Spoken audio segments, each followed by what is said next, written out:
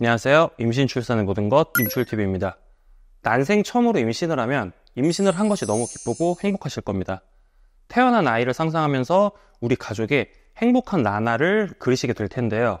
그러나 임신은 처음이기 때문에 임신을 하면 무슨 변화가 생기는지, 조심해야 하는 것은 무엇인지 아무것도 모르기 때문에 막막하고 두려운 게 당연할 겁니다. 어떤 일이어도 처음 경험하는 일은 낯설고 어려운 일인데 임신은 얼마나 더 힘들까요? 또한 여러 증상들이 나타나면서 몸과 마음이 편하지도 않으실 거라 생각합니다. 오늘은 이러한 분들을 위해 임신 초기에 나타나는 증상들과 주의사항에 대해 같이 알아보도록 하겠습니다. 임산부는 보통 어떻게 처음 임신 사실을 알게 될까요?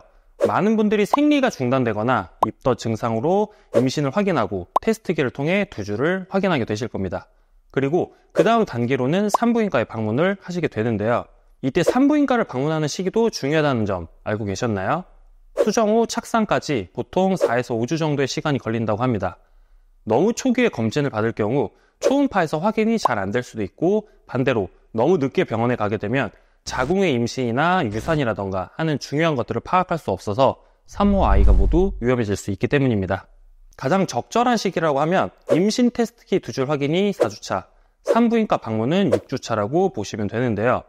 이제 6주차에 병원에 방문을 하면 아기집과 난황을 초음파를 통해 확인하게 됩니다.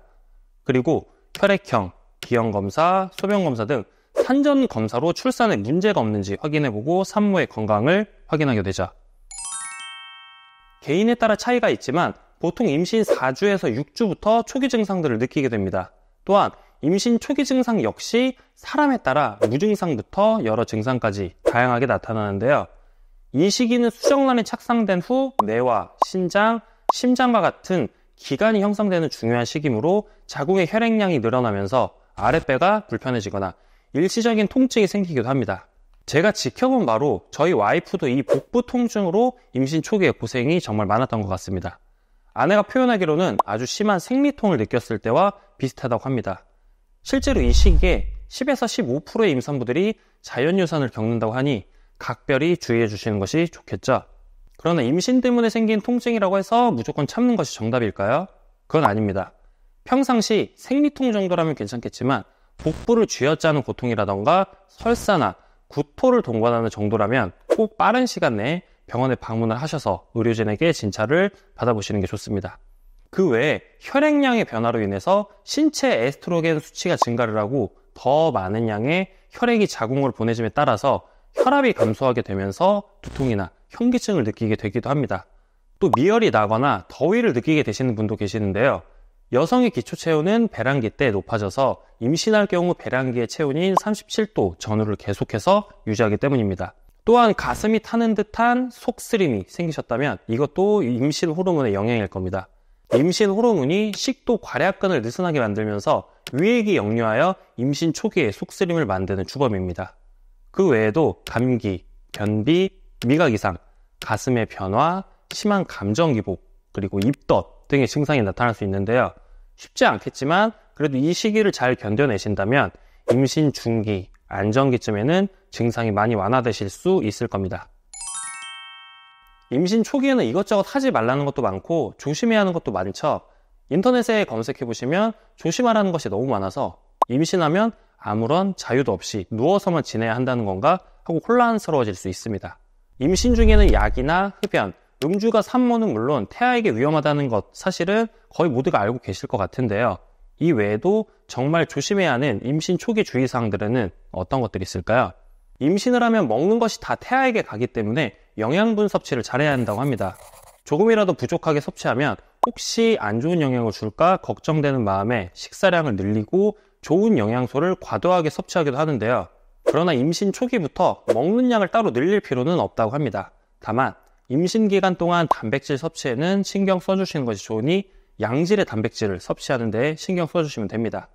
특히 임신성 당뇨, 고혈압, 단백뇨 등의 증상이 생길 수 있는데 치료 방법 중 하나가 바로 식이요법입니다. 술은 절대 금물이고 카페인은 줄일수록 좋습니다. 알코올을 섭취하게 되면 태반을 통과하여 태아에게 독성을 가져다 주기 때문에 임신 중 술은 절대로 섭취하시면 안 됩니다. 또한 산모님들이 끊기 힘든 것 중 하나가 바로 카페인일 텐데요. 커피는 카페인이 들어있는 대표적인 식품입니다. 임신 전에 습관적으로 커피를 마시는 분들은 술을 끊어도 커피는 못 끊겠다고 얘기하실 수 있습니다. 카페인이라는 성분이 태아에게 좋지 않다는 연구 결과가 발표되긴 했습니다. 그러나 과도한 카페인을 섭취했을 때 태아에게 영향을 줄 수 있다는 것이고, 많은 전문가들은 적정량 이내의 섭취는 문제가 되지 않는다고 주장하고 있습니다. 사실상 초콜릿, 홍차, 녹차, 콜라 등 실생활에서 카페인을 아예 안 먹는다는 것은 어렵다고 생각을 합니다. 평상시 카페인이 함유되어 있는 것들은 우리가 모른 채로 먹게 되는 양도 상당하다고 합니다. 스트레스를 받으며 강제로 커피를 끊기보다는 임산부 하루 권장량에 맞는 정도로는 섭취하셔도 될 것 같습니다.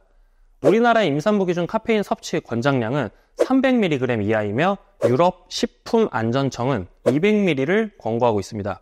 또한 시중에는 이런 것들의 대체품도 존재를 하는데요. 무알콜 맥주나 디카페인 커피가 바로 그 예입니다. 다만 많은 연구의 결과를 살펴보면 디카페인 커피라고 해서 카페인이 완벽히 제거된 식품은 아니라고 하고, 모두 무알콜 맥주가 알코올이 아예 없는 것도 아니라고 합니다. 그러나 너무 참기가 힘든 상황에서는 이런 제품들이 스트레스를 어느 정도 해소해 줄 거라고 생각을 하는데요. 그래도 나는 카페인을 최대한 섭취하지 않고 싶다라고 생각하시면 디카페인 커피를 드시면 되고, 스트레스를 너무 많이 받아서 무알콜 맥주라도 섭취해야겠다라고 생각을 하시면 무알콜 맥주 0%를 드시면 됩니다. 시중에 나와 있는 무알콜 맥주는 옆면의 성분표를 잘 보시고 고르시는 게 좋은데요. 현행 주세법상 극소량의 알코올이 함유되어 있어도 1% 미만인 맥주의 경우 무알콜 맥주로 분류가 되기 때문입니다. 예를 들어서 카스 제로나 칭따오 논알콜릭 제품인데요. 이 제품들은 0.05의 알코올을 포함하고 있지만 무알콜로 광고되고 있습니다.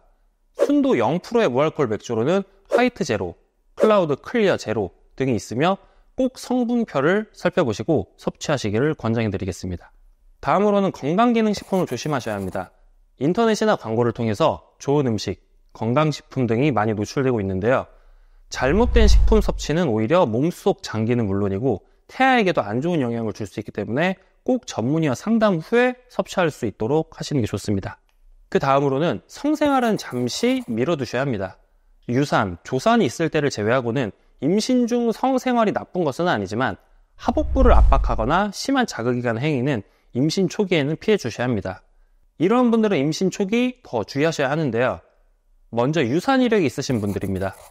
유산을 2-3번 연달아 경험하신 분들은 유산 확률이 30% 정도로 급격하게 증가하게 됩니다. 따라서 유산 경험이 있는 경우라면 임신 안정기까지 상태를 잘 지켜보시고 시기에 맞게 초음파 검사를 해주셔야 합니다. 다음으로는 위험한 환경에서 일하시는 분들입니다. 엑스레이, 감마레이 등 방사선에 지속적으로 노출되거나 납, 수은 등 화학 물질 또는 항암제와 같은 약물을 취급하는 직업, 장시간 서 있어야 하거나 무거운 짐을 옮기는 직업 등 유산뿐만 아니라 조산, 기형아 등 위험이 있어서 유의하셔야 합니다. 마지막으로 자궁근종, 갑상샘 질환 등이 있는 경우입니다. 자궁근종은 크기나 위치에 따라 수정란의 착상을 방해해서 태아의 초기 발달을 저해할 수 있습니다. 또한 고혈압, 당뇨, 갑상샘 질환과 호르몬 자가 면역 질환들은 유산의 위험을 높일 수 있어서 이러한 질환이 있는 경우 전문의와 유산 예방과 위험성에 대해 상담을 받는 것이 좋습니다. 마지막으로 임신을 확인하셨을 때 주의해둬야 할 일들을 체크리스트로 알아보겠습니다. 병원을 여러 번 옮기게 되면 번거로울 수 있기 때문에 조건을 잘 보고 병원을 고르셔야 합니다. 고려사항으로는 집이나 직장의 거리는 어떤지, 산모의 건강 상태를 고려할 수 있는 곳인지, 깨끗하고 분만까지 안전히 할 수 있는 시설인지, 담당의의 진찰이나 상담 형태가 마음에 드는지 등이 있습니다. 보건소에서 제공하는 혜택을 확인하셔야 합니다.